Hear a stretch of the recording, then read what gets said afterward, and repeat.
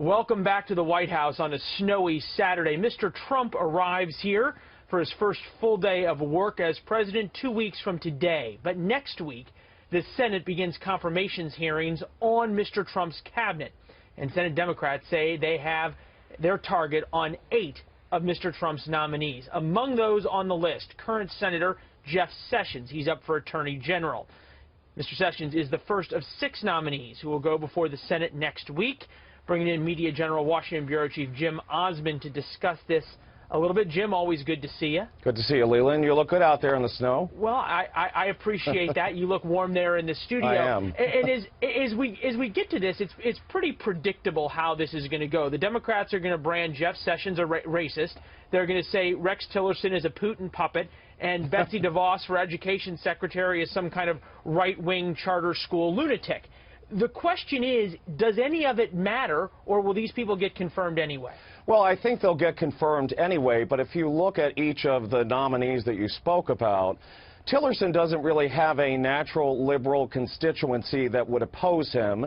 On Sessions, he's got the backing of senators. Hold on. Liberal, no, I mean, it's certainly for Tillerson. His work at Exxon as it relates to environmental issues, the Democrats aren't happy about that.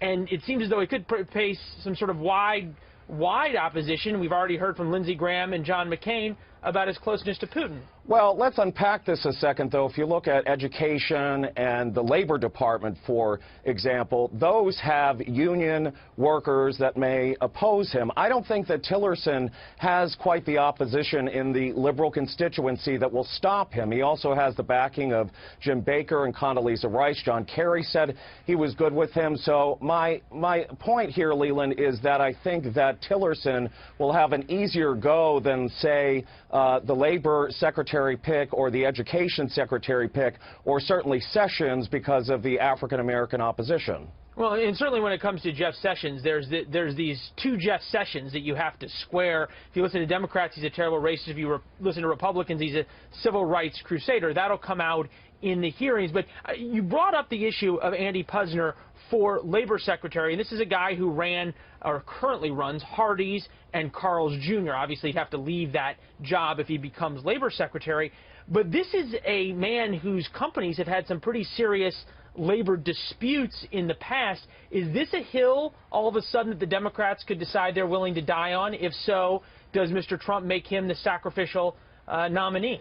Well, I mean, we're back to the constituencies here, right? Unions, the education unions, and then the unions, the labor unions that would oppose him. And I think certainly if you're the head of Hardee's, there are going to be a lot of complaints all over the board, whether it's workplace conditions or other issues that the unions will oppose. I think that he's a likely one, if you're going to say, of any of the 8 that could fall. DeVos, I think, is going to get the business in her hearing because of the fact that she really doesn't have any ties to public education, and those education unions are going to have a fit.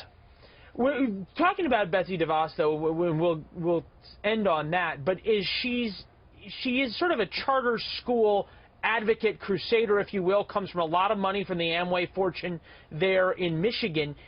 Is it tough to find a way to attack her, though? Other than the education union saying we don't like her policies, what do you attack her on? It doesn't seem like there's a lot of scandals in her past. Well, but she's put $1 million or so behind a campaign to roll back regulations on charter schools. And I think that that's where the attacks may come from, which is the idea of that she doesn't really want oversight of education, that maybe she's going to the education department to take it apart. So, and of course, that's what we expect, I think, from Democrats, to say that she is going to go into that education department to try to take it apart. What are your sources on the Hill saying? Do they want to just bloody all 8 of these nominees so Mr. Trump has to spend a little political capital?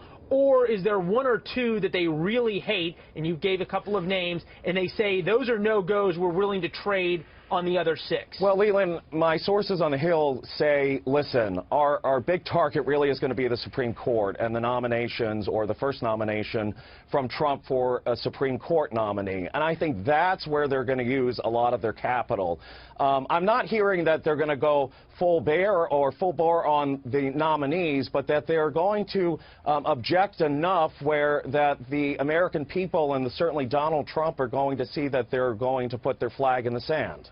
Well, and to your point, the place that the hill they may put their flag on is the Supreme Court. We've been told to expect possibly that name on the Supreme Court somewhere around the inauguration. Bring you back to talk about that and so much more. Great seeing you, Jim. Good seeing you, Leland. All right, take care. Elizabeth.